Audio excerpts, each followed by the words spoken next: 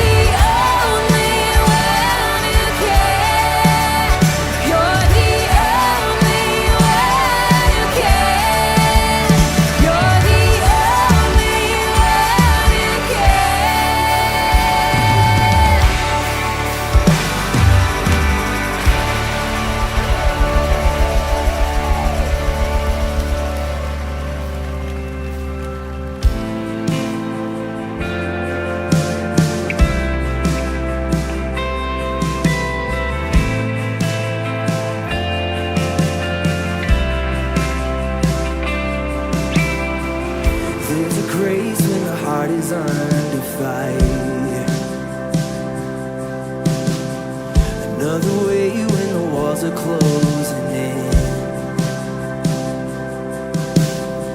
And when I look at the space between where I used to be and this reckoning, I know I will never be alone. There was another in the fire, standing next to me. There was another in the waters, holding back the seas.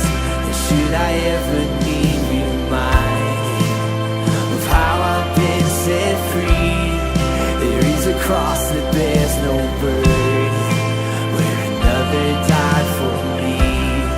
There is another in the fight. Hey, Flatirons, we serve a God who's with us no matter what we've gone through, no matter what we went this week. He's right here in this room. So come on, we sing On My Debt. And oh, my debt left for dead beneath the waters. I'm no longer a slave to my sin anymore. And should I fall in the space between what remains of me and this reckoning, either way I will bow with the things of this world. And I know I will never be alone. There is another in the fire, standing next to me. There is another in the waters, holding back the seas. And should I ever need reminding, will power set me free? There is a grave that holds nobody, and that power lives in me. There is another in the fire.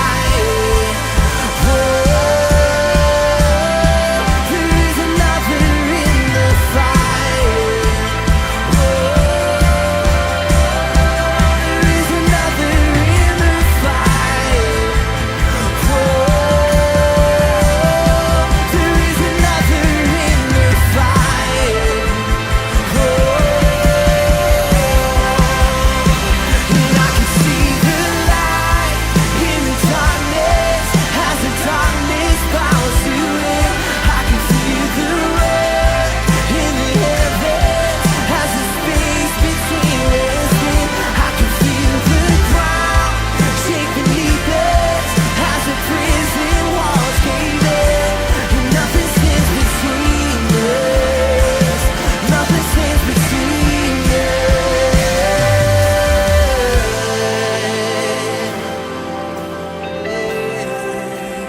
Nothing stands between us, neither life nor death. Listen, there is no other name but the name that is Jesus. He who was and still is and will be through it all. So come on, make the space between all the things unseen and this reckoning. I know I will never be alone.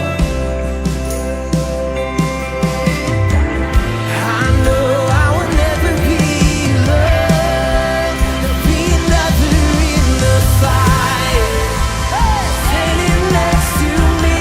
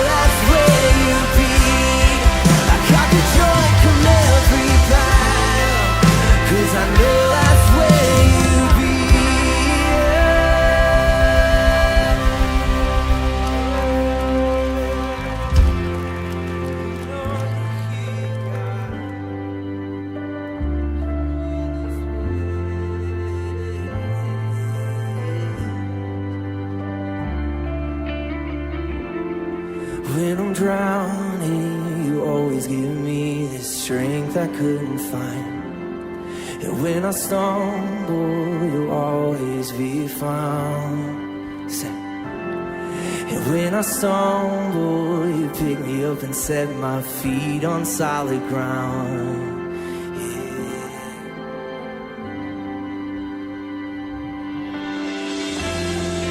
When the night comes, your love is a light that will keep me on my way.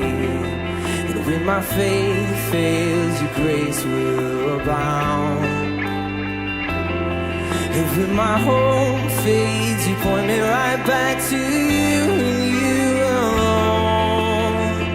You alone.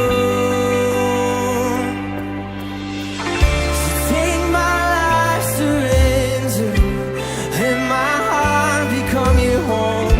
'Cause all my hope is in you alone, and you alone. So I will trust in you, God, your very word, my cornerstone. You alone.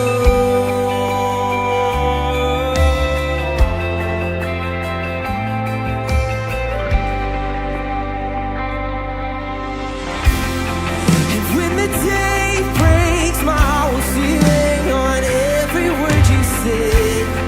And in the blessing, your praise will resound. And as I'm walking, let every step fall on you and you alone. You alone. Take my life. So take my life, surrender. Let my heart become your home. 'Cause all my hope is in you alone, in you alone. So I will trust in you, God, your very word, my cornerstone. You alone.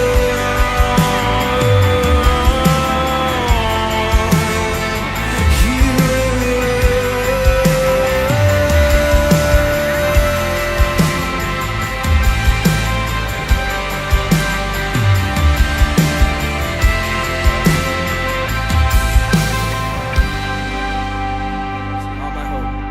all my hope in you, and all my life to you, and all my hope in you, God. Oh, you give it all to you. Sing all my hope. It's all my hope in you, all my life to you, all my hope in you, all my life to you, God.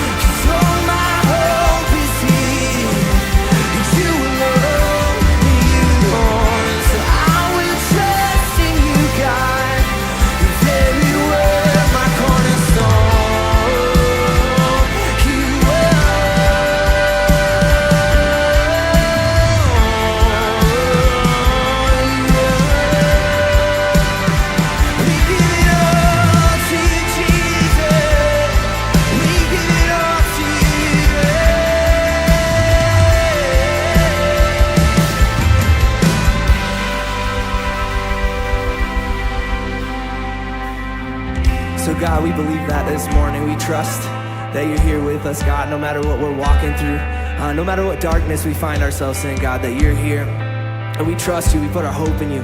We give our lives to you, God. We love you, and we pray all these things in your son's name, Jesus. Amen. Amen. All right, Flatirons, it is so good to see you guys. You guys doing good? Awesome. It's so good to have you here. Hey, before you sit down, next week is Mother's Day. All the guys in the room, don't forget about that. We have something really special in the works, but we need your help. So if you go on our website, flatironschurch.com, we need pictures of you and your mom, you and your kids, and we're going to put together something really special for Mother's Day next week. Can you guys help us with that? Cool. All right, but go ahead and say hi to someone around you, turn, wave, and then you guys can have a seat.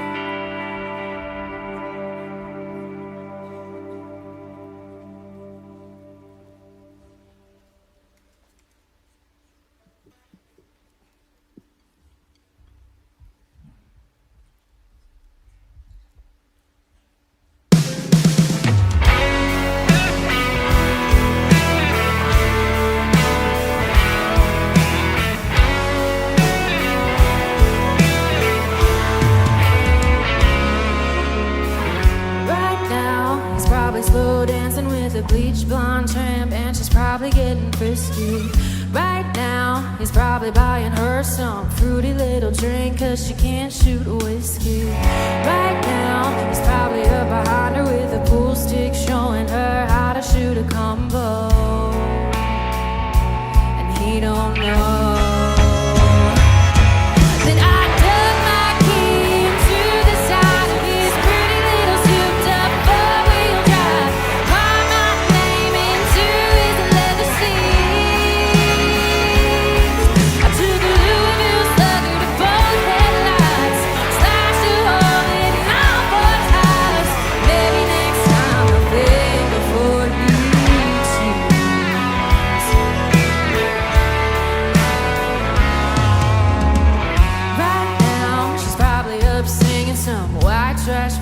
Shania karaoke.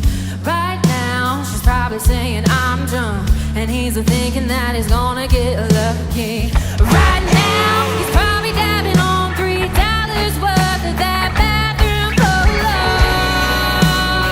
Oh, and he don't know that I dug my key into the side of this pretty little souped up four-wheel drive. Called my name into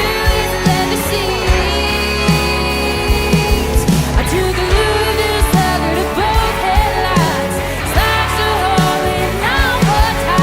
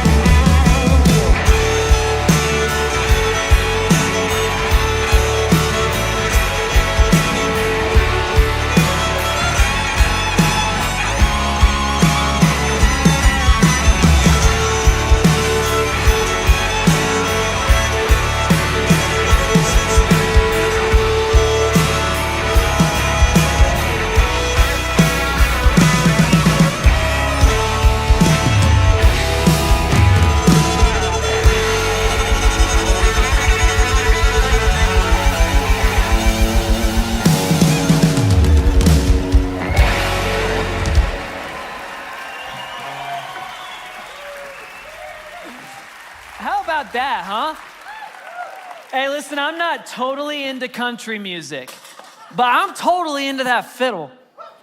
I like that. These guys knew every single word. I loved it. You guys were singing great. How are you? We good? Nice. Hey, we're a big old church, all right? So we got all these different campuses, people watching online. We got our brothers down in Lyman Correctional Facility watching this right now. This is the biggest room we've got, though, so could this room please welcome all the other people who are watching this right now? All right. All right, let's jump in. So welcome back to week 4 of this series where we're talking about wisdom. All right, in case you're new or maybe you missed a few, what we're doing is we're parking in the book of Proverbs. And Proverbs is a collection of wisdom sayings, all right, all written and collected by a guy named King Solomon. King Solomon is one of the wisest guys to have ever lived. And so Proverbs contains all these guidelines for you and me to obtain and live out timeless wisdom and practice it in our lives. And this whole concept of putting wisdom into practice in our lives is essential, according to Jesus. All right, Jesus said that it'll make the difference between our lives standing or our lives falling apart whenever life gets hard. And so that's our working definition, our biblical definition of wisdom for this series. Wisdom is knowledge rightly applied. And so we've been trying to learn some of God's wisdom from the book of Proverbs, and then we're trying to figure out how to rightly apply it in our lives. That's what the series is all about. And today I actually want to pick up right where Jim left off last weekend, because Jim left us with some homework. If you remember this, Jim told us to go to the person that's closest to us. That could be anyone, right? It could be your spouse or your best friend or a parent or a business partner, just the person closest to you. You're supposed to get with them and figure out if the two of you are headed in the same direction. Is your life aligned? Do you value the same things that the other person values? And we use arrows to represent this. So maybe you remember this. For example, for my wife, Allie, and I, we're supposed to figure out, are we headed in the same direction? That would be 2 arrows moving in the same direction. Or do we want completely different things? Are we aimed in different directions? And so now we're just kind of like 2 ships passing in the night. Or the third option, are we actually against each other, right? Are we at odds with one another? Or the last option is this, are we slowly drifting apart from one another? And this is the one I actually want to talk about today, because I'll bet that for any of us who did the homework, I'll bet that this is the set of arrows that most of us landed on. Right? Me and my wife, or my husband, my kids, my friends, my partner, you name it. The 2 of us are just kind of slowly drifting apart. It's okay that it kind of happens naturally if we're not intentional with the relationships that we're closest with. So we start drifting apart. The question I want to answer today is this: how do we avoid drifting apart from the people we love the most? How do we avoid this? And this is what Proverbs is going to teach us today, how to avoid drifting apart from the people that we love the most. And actually, Proverbs is going to specifically focus on this moment of when we start drifting apart. It's going to focus on the very beginning of when we start drifting apart. Because in this moment right here, the change in direction seems subtle. Right? And at this moment right here, you're still, look at it, you're not drastically apart from the person that you love the most. But the truth is, if you don't fix things here, if you don't realign and readjust here, then given enough time, you will find that you have drastically drifted apart from the person that you care about the most. And that's what we're going to talk about. Before we jump into the Bible, though, let me try to keep illustrating this idea for us. To me, this is kind of like that theory called the butterfly effect. I don't know if you've heard of the butterfly effect. If you're unfamiliar, it's a cause and effect theory. And the theory is that even the smallest action over time can lead to massive change. And it's called the butterfly effect because the illustration they give for it is that a butterfly could flap its wings, and if it flaps its wings at just the right time, at the right place, in the right weather conditions, then technically, over time, it could cause a hurricane. Right? So a small action, butterfly flaps its wings, over time could result in massive change, a hurricane. And that's a bit dramatic, but I think that we've all seen the butterfly effect in our own lives. I know I have. So sometimes it's a great thing. Like for me, I could technically say this: I went to a corn maze and it gave me 3 children. I could technically say that, that's true. Back in 2006, I went to a corn maze in college with a bunch of buddies. That's the first time I met this pretty young woman named Allie. And now fast forward 16 years, and Allie and I are married, and we have 3 kids. Of course, there were all these other decisions and actions that happened in between the corn maze and now, but technically, it all started at the corn maze. It was a seemingly insignificant decision at the time that ultimately changed my life. I went to a corn maze and it gave me 3 children. You should go to more corn mazes if you're single. Here's another wild butterfly effect from my life. I ate a salad and experienced 0 gravity. That's true. I can tell you don't believe me, so I'll explain it.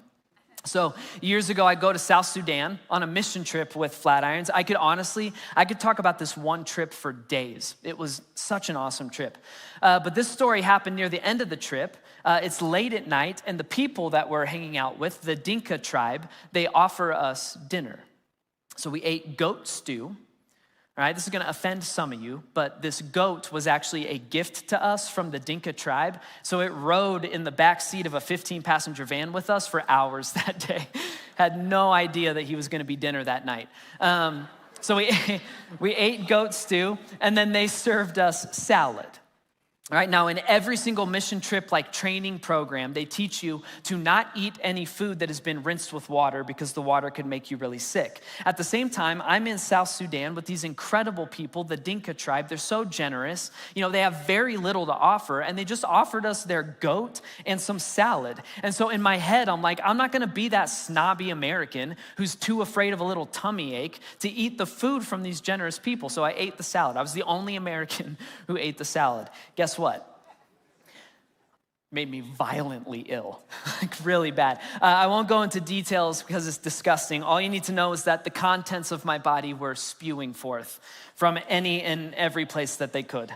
Even my ears were vomiting somehow. It was really awful.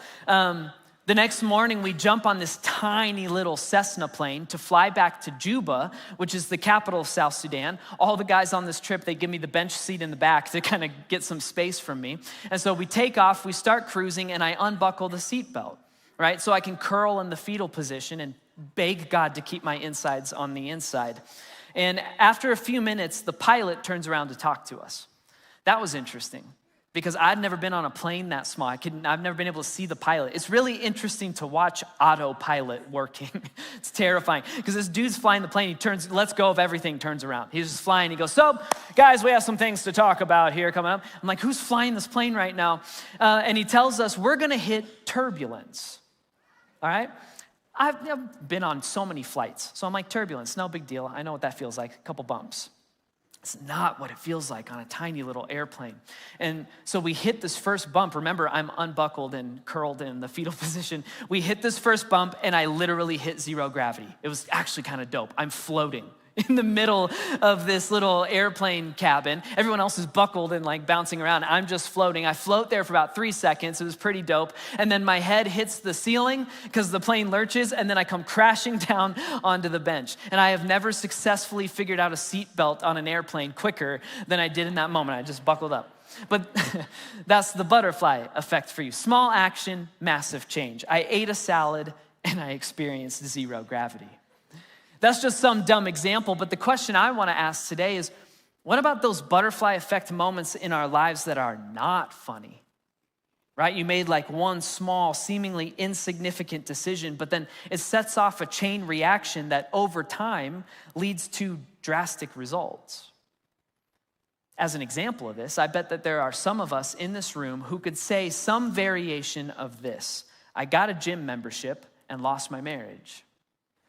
Of course, there were all these other decisions and actions that happened in between those two things, right? Like you met a woman who was interesting and exciting, and more importantly, she seemed interested in and excited about you, and so you end up changing your morning routine to match hers, and then over time, you know, small talk becomes real talk, and you end up getting her phone number, and you find yourself checking on her throughout the day, and then before you know it, like over time, you're drowning in your own lies. You've got this secret relationship outside of your marriage. There were all these moments in between, but the chain reaction started at the gym. I got a gym membership and lost my marriage. It's the butterfly effect.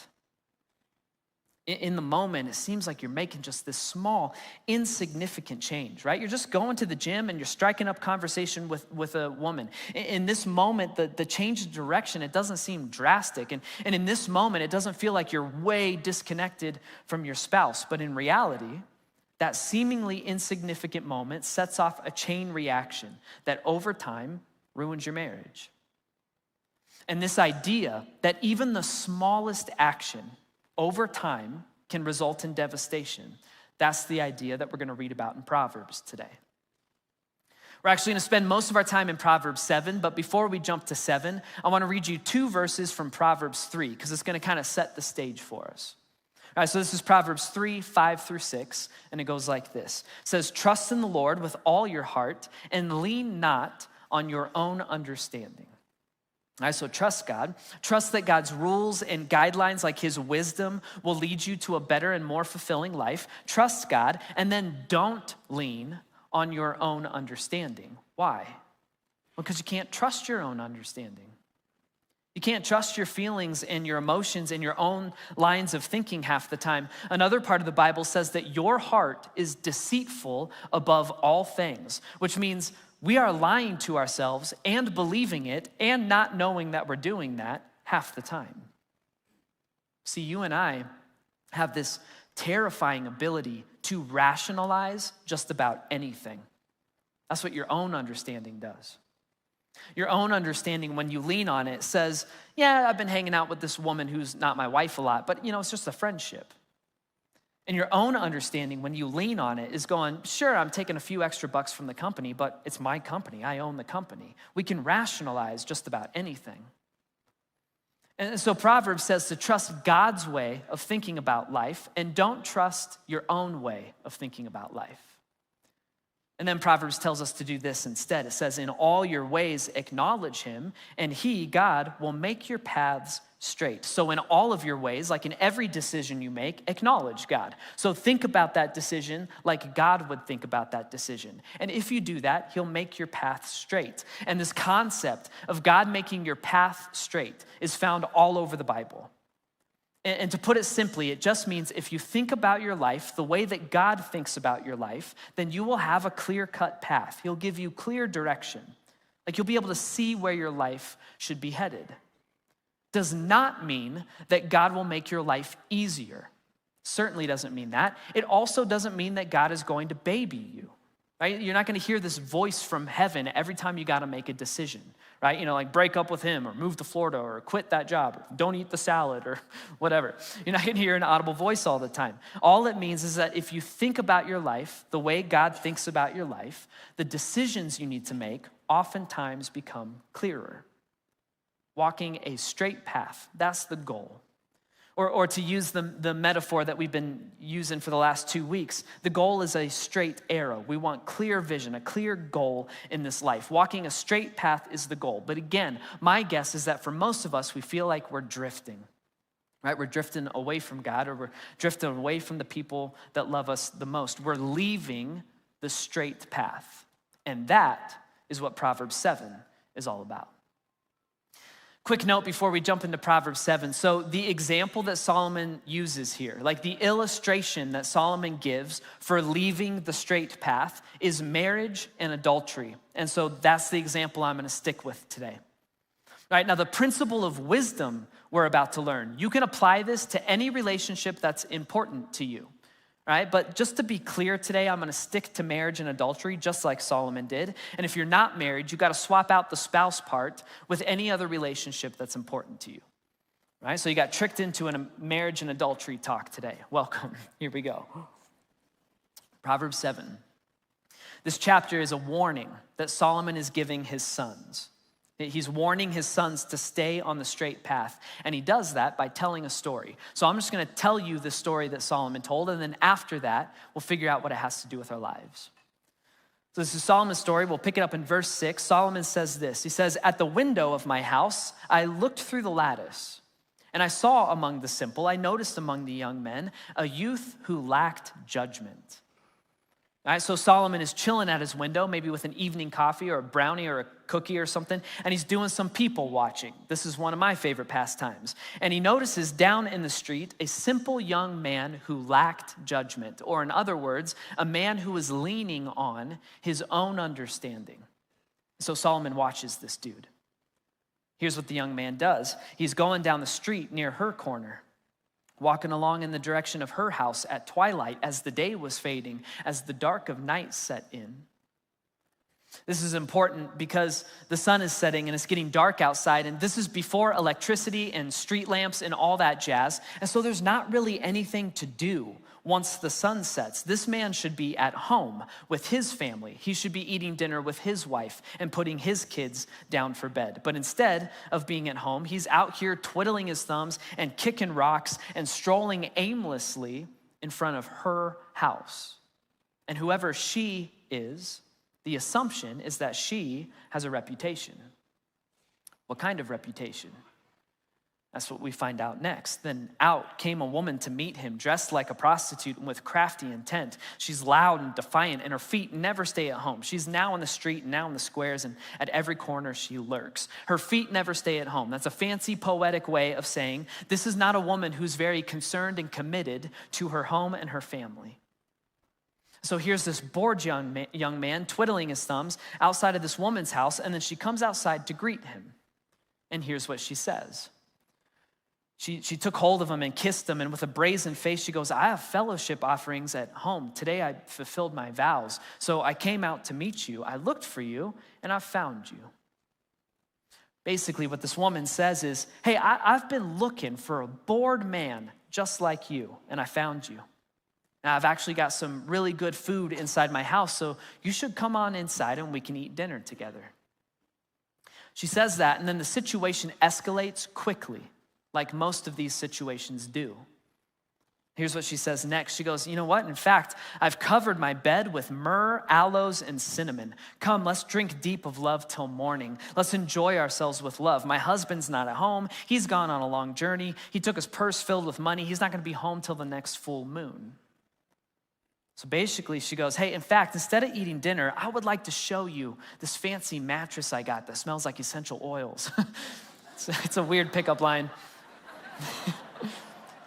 At the same time, as a man, I'm like, yeah, it could work.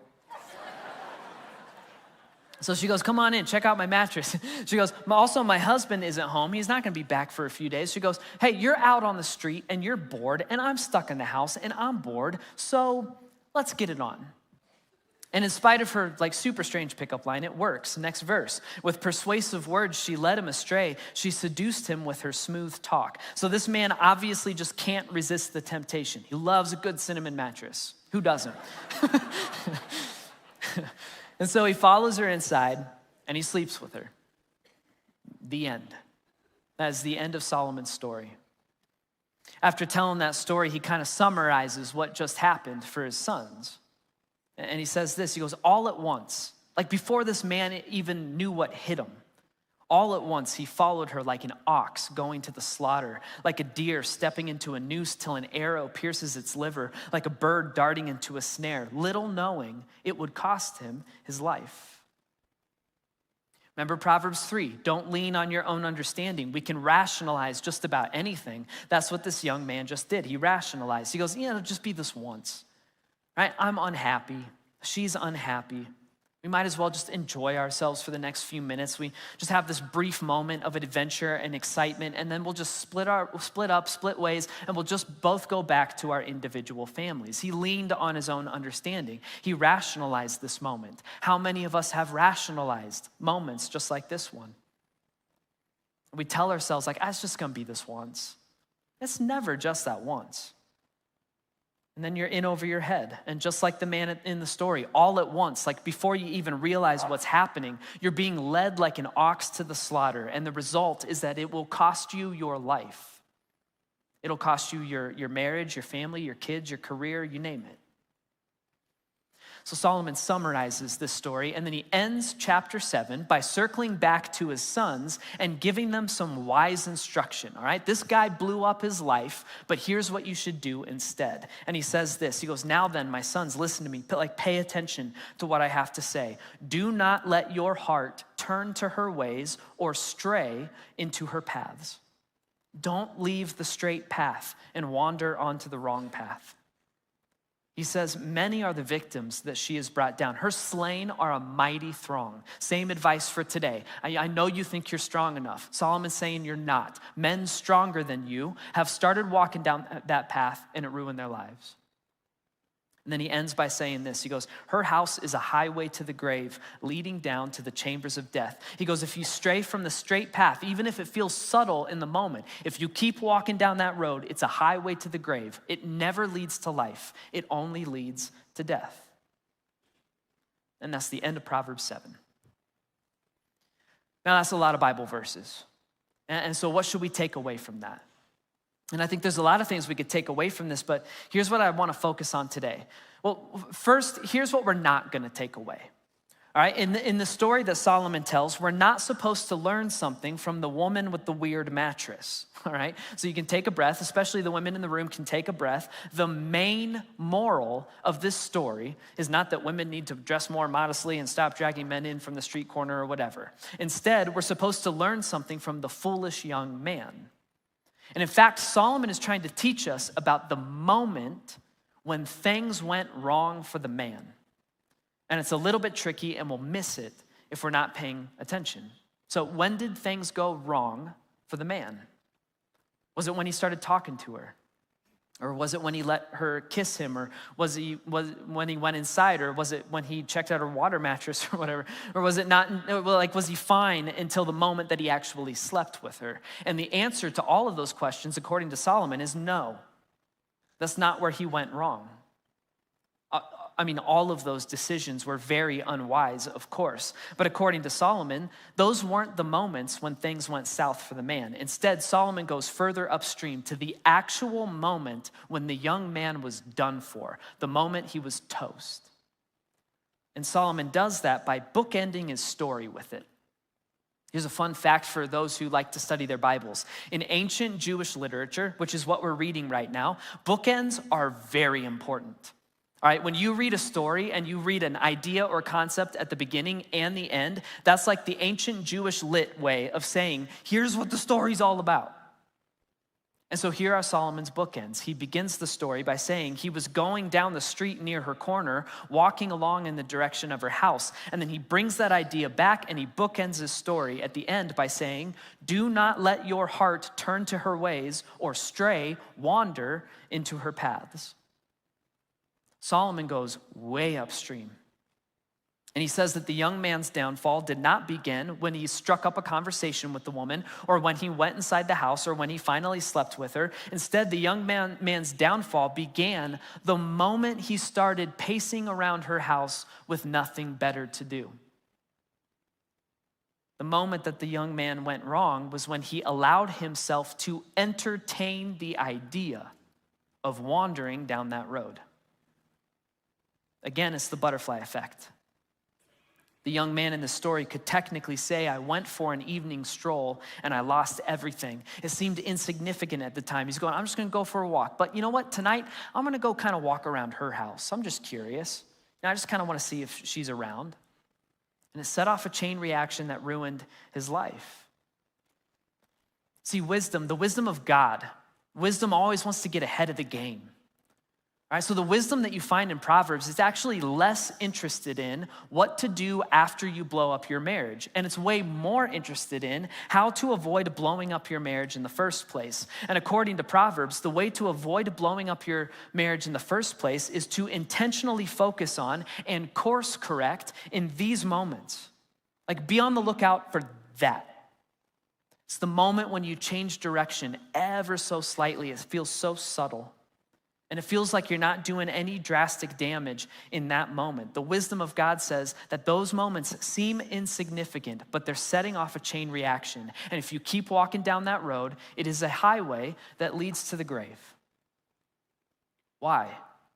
Because in these moments, we are intentionally flirting with disaster, and then we're rationalizing it away. I had them do that on purpose for dramatic effect. In these moments, we're intentionally flirting with disaster, and we know it. We're rationalizing. If I were to sum up Solomon's lesson to his kids that we just read, if I were to sum it up in my own words, that's the lesson. The lesson is don't flirt with disaster.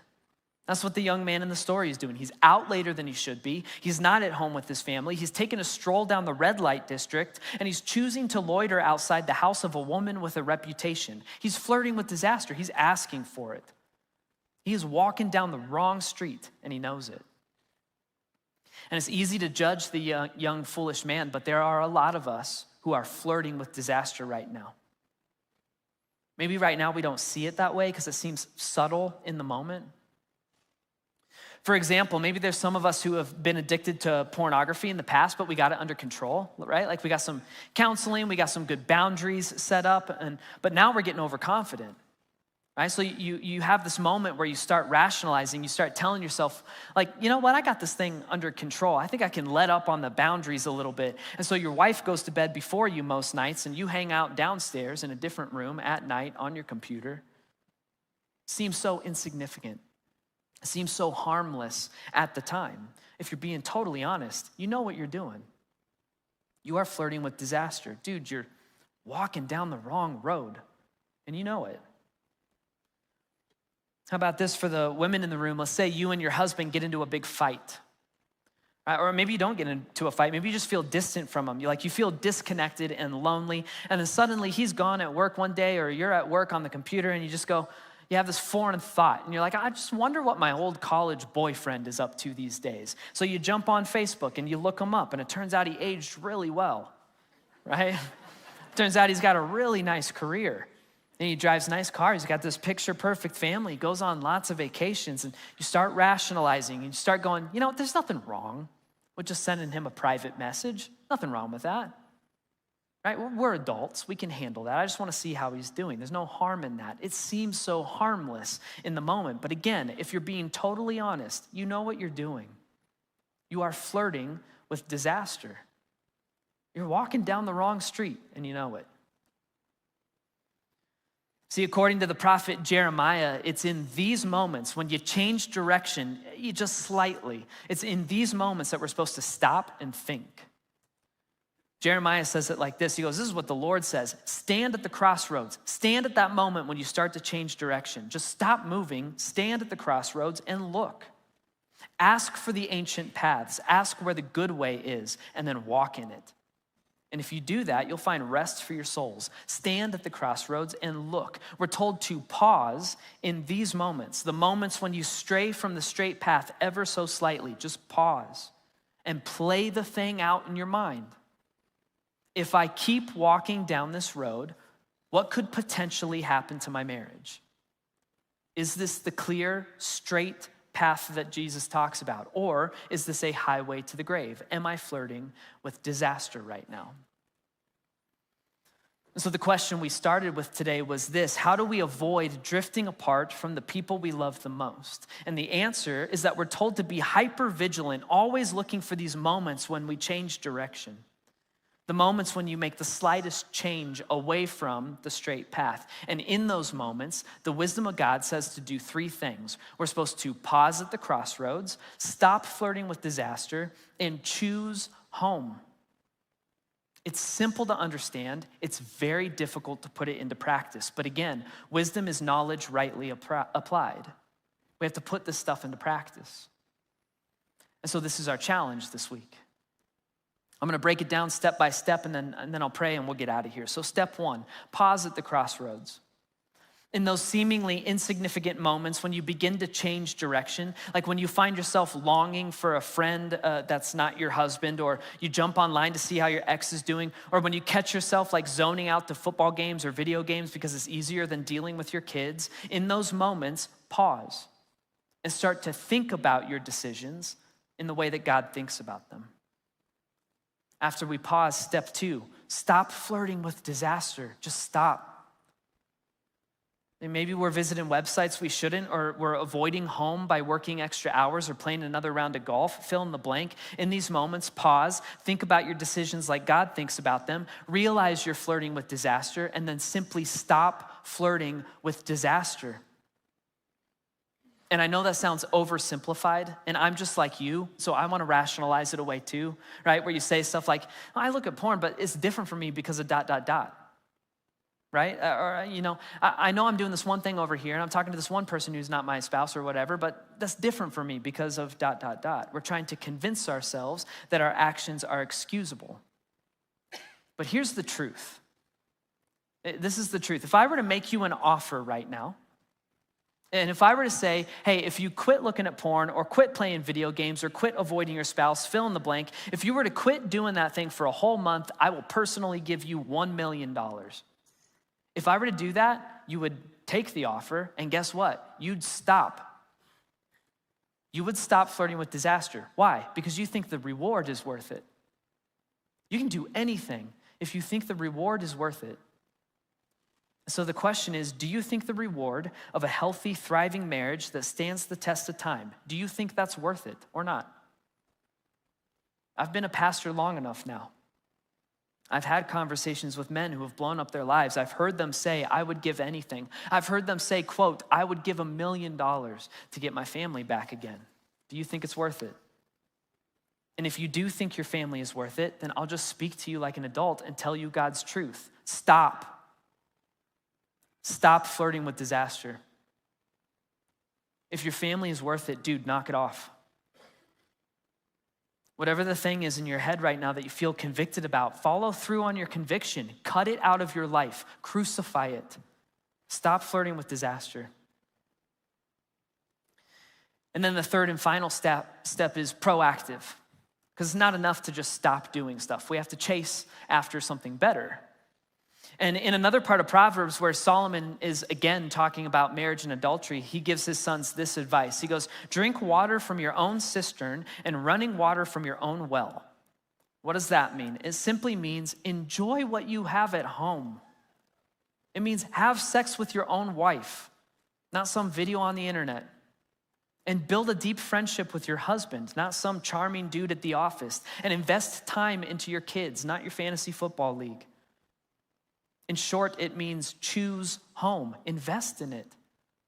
Invest your time and your money and your energy, first and foremost, into the relationships that you have living under your roof. If the young man in Solomon's story were to just choose home, if he were to just go home, he would have saved himself from a world of hurt.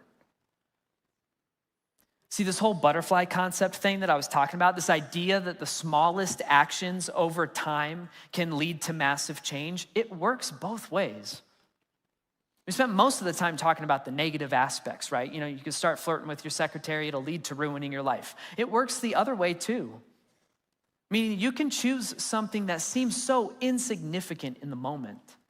Like you could choose to just turn your phone off every single night during family dinner. And then you just turn it on one more time before going to bed to check your email or whatever. Right? It seems so insignificant in the moment, but over time, it could lead to massive healthy change. The result could be that years from now, when your kids leave home and go to college, they actually still call you when they want advice. Why? Well, because dad always seemed interested in us, more interested in us than whatever he was doing on his phone. It works both ways. The change might seem so small, but it could lead to such massive healthy change in our life. Find a way to choose home. What is one way that you could choose home this week? Maybe it's, turning your phone off for stretches of the day like I talked about, or maybe you could just start a new weekly tradition of Monday movie night with your family, or maybe you can make a point to schedule a monthly date night with your spouse. You could throw away your Xbox and coach your kids' baseball game instead. You could make a point to start saying, I love you to your family every time you leave the house. I don't know what it could be for you, but be proactive and choose home. Make some small decisions now that could lead to massive change over time. How do we stop drifting away from the people we love? God gave us wisdom, and he says you pause at the crossroads, you stop flirting with disaster, and you choose home. The question is really, do we trust God on this one? Or Or are we going to lean into our own understanding? I'm going to pray, and then we're going to choose home. So let's pray. God, I thank you for everyone in this room. God, I thank you for everyone watching online or at different campuses. God, I thank you for this wisdom you give us today, even though it's challenging, and for me at least, it's very convicting. God, you're always good though. So a lot of times you're convicting, but you're never accusatory.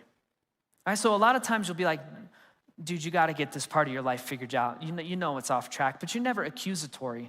You never heap guilt and shame on our heads. God, for anyone in the room right now who's feeling convicted, I pray that you remind us that 2,000 years ago, your son, Jesus, died on the cross, and one of the things he put to death was a life of guilt and shame. And a life lived with him isn't a life carrying guilt and shame. It's a life of excitement at what could be if we were to align our lives with you and walk a straight path.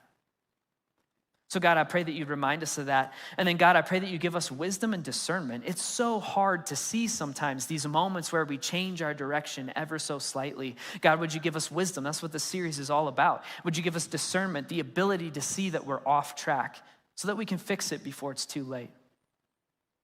And then God, I'm praying for courage, and I'm praying for the humility that it takes for us to pause at the crossroads and stop flirting with disaster and choose home. God, you're a father, and you're a really good father. And so I pray a blessing over all the people listening to this right now. God, I pray for a blessing over our families and our marriages. I pray for a blessing over the families who are doing great and their marriages are thriving. I especially pray a blessing over the people who are really struggling right now. God, would you give us wisdom, discernment, courage, and humility to choose home, because you always choose us. And I love you very much. And I pray this in the name of your son, Jesus Christ. Amen. Flatirons, I love you. You're free. Choose home.